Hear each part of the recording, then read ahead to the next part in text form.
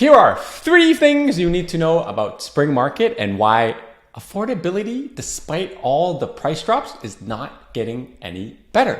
Why is that? I'm gonna break that all down for you in this week's reaction video. Now, if you are looking for some help on how to navigate this real estate market and understand the ins and the outs and the numbers and everything so that you could actually make a really good decision and proper guidance from our team, because remember, your house or your investment property is probably going to be one of the biggest purchases you make in your life. So you should probably work with someone who knows what's going on and can give you kind of all the inside scoop and the actual calculations of how this is all going to happen. And if you want to work with someone like that, like our team, you can book a call with me using the link that's right here. It's www.chatwithzen.com. Simply click on the date and the time that works best for you. And then when you see the prompt, fill in your name, email, mobile phone number, and the question you have for me, and then we'll chat then. Good day, Toronto. Welcome to another episode of Prime Properties TV. My name's Zhen, and I run and operate a RE/MAX in the Greater Toronto area on top of making awesome real estate educational content just like this one for you. And if you do like the content we put out, make sure to help me smash the like button and subscribe to the Prime Properties channel so that we can get that content out there so people will actually be informed on what the heck is happening in the real estate market. Now, the first article we'll be reviewing today is Affordability is Worse Than Before. 3 things to know about the Toronto real estate spring market. Woo, what a headline. We are now officially in technically real estate spring market, which means that it's after March break. Like I've been saying, we should be getting a lot of listings this week. Again, it's Tuesday, we'll have to see. But at the moment right now, it's kind of not looking good. Remember, I was talking about last week, it's not looking good. But let's see what CP24 has to say about the 3 things you need to know about this market. So first thing that you're supposed to know is higher levels of activity expected in the second half of 2023. So this is almost kind of like a slam dunk. It's like saying, if you're going to compare last year's first half to this year's first half, it's going to look anemic. We're at like 20-year low sales and everything. It can really, honestly, can only go up from here unless you're like a permanent real estate bear and you think that we're going to crash 50%, then hats off to you, we'll crash some more. But for most normal people out there who's actually transacting, they're like, you know what? This is probably going to go up from here. Not like from a price perspective necessarily, just from a volume perspective, meaning sales are going to go up. Now, there are 2 factors that I highlighted here that they called out in terms of why they expect the activity increase in the second half. And I totally agree with them, right? So the first off, they're saying that listing has been down 41% year over year, which is kind of like what we've been talking about. There's not enough stuff to buy right now and buyers are out there. So the activity, quote unquote, meaning maybe you'll be seeing multiple offers, should increase. But what I'm trying to refer to as like the activity, meaning the number of transactions, should increase, because from basically July until like December, they were all really, really bad months, right? Like we were all kind of waiting out to see what the interest rates were going to be. And now that we kind of have a little bit more clarity, we should probably have a little bit more transactions just because the sentiments shift a little bit, right? Now, what he personally said here is that, and this is Jason Mercer, who is like an analyst at TREP, Toronto Real Estate Board, they're saying that a big factor in convincing individuals who deferred buying home plans into entering the market is because the fact that rent prices have skyrocketed. I kind of agree with that. I kind of don't, because rent prices, and I'll talk about that more next week as I do my annual kind of Q1 rental report. But yes, prices have gone up like 20% in the GTA, but they're still pretty flatlined right now. So unless you're kind of in a situation where you're moved or you're getting kicked out or you're not in a place that's under rent control, which is, it's a very small fragment of the market, realistically, your rental prices haven't changed. Now, if you needed more space and you're looking to move, then yeah, then maybe you're kind of at that deciding point, right? So I wouldn't say this is a big factor into affecting the 3 things you should know in the spring market. Now, the second one here you got is the Bank of Canada policy will continue to impact market. Thank you, Sherlock Holmes. Yep, knew that. However, he said that the US banking instability, which now has some traders betting on earlier than expected rate cuts from the Bank of Canada, could be a wild card that provides a further spark for the market. So what they're saying here is, yes, Bank of Canada is going to drive the sentiment for buyers, whether it's going to be like, oh, hey, you know what, we got a little bit of clarity on what's going on, or we're going to go and be like, you know what, maybe there's more rate hikes to come.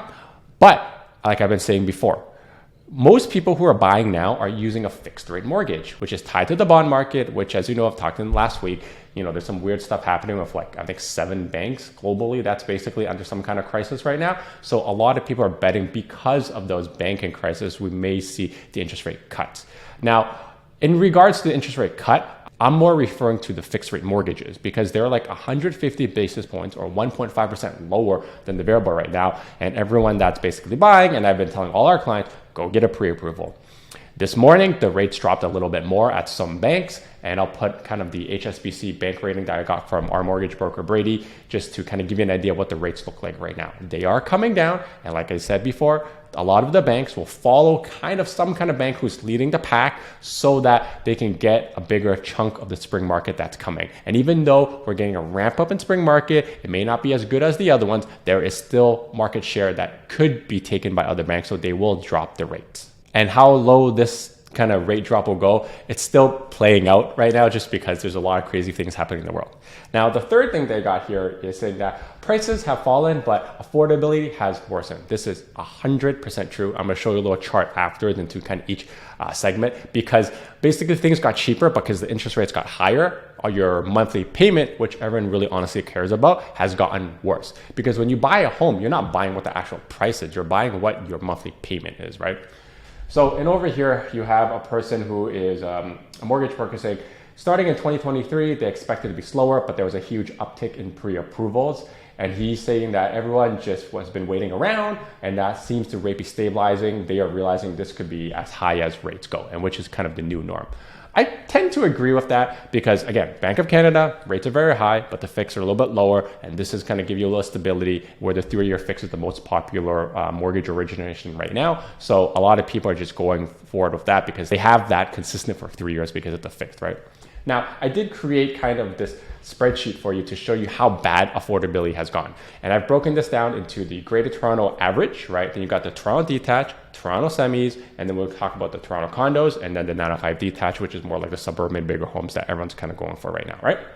So when you look here, the peak of the market last year was $1.33 million. Your interest rate was 1.5%. So that means your monthly payment was $3,600 to get the average home. Your down payment is $266,000 and your land transfer is $46,000. That's on average in the GTA, right? Now prices have basically fallen $240,000, down about 22% from the peak. But the rates right now, and I'm being very, very generous with this 4.8, right? It really just depends on what your mortgage is and which bank you go with. But let's say you have a mortgage fixed for 4.8%. That means your monthly payment is now $4,600. It's up $1,000 or up 20%. So your monthly payment is up just as much as down your actual kind of affordability for what the actual price is because the rates have gone up, right? So when you look at the down payment, obviously it comes down with the purchase price, but then you're saving all in about $60,000 of like actual capital costs. So it maybe allows some people against the market who haven't kind of saved up for that larger down payment, right? Because anything over $1 million, you need the 20%, but you need the mortgage to qualify, right? Now, when we look at the Toronto detached, you got a pretty big spread here, $300,000, but your monthly payment is up 20% and you're saving $86,000, right? So when you look at this, like everyone who's buying these properties, you're buying the monthly payment, like I was saying earlier. And the monthly payments have gone up $1,000 on average, $1,500 for a Toronto detached. You're looking at a semi right now, it's gone up $1,200. It's not any cheaper, right? Again, if rates come down, things will change, but the market is rebounding right now despite the fact that the rates are higher and affordability is not any good. The only benefit you're realistically getting is that you're saving on the capital costs, right? So your semis, you're saving $53,000. Now, here's the interesting. When we go into Toronto condos, you're actually saving the least, but your amount of payment that you've increased monthly is the smallest because the purchase price is small, but your savings really isn't that much because the Toronto condo prices have kind of been more resilient because they didn't go up as high as the freeholds. So right now, you could get into the market for $728 on average in the GTA. You're saving about $100,000, right? But your monthly payment is up $783. Now, this is the only segment of the market in which you can do less than 20% down. So obviously this payment will change a little bit if you have less than 20% down.